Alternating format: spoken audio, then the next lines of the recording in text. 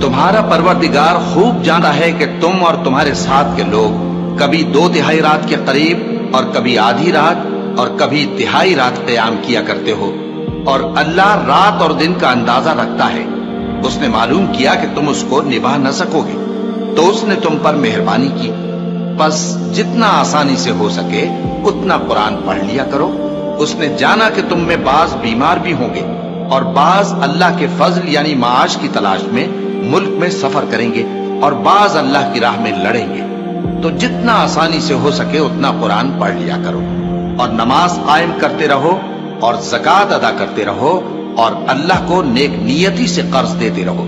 और जो अमल नेक तुम अपने लिए आगे भेजोगे उसको अल्लाह के यहाँ बेहतर और सिले में बहुत अजीम पाओगे।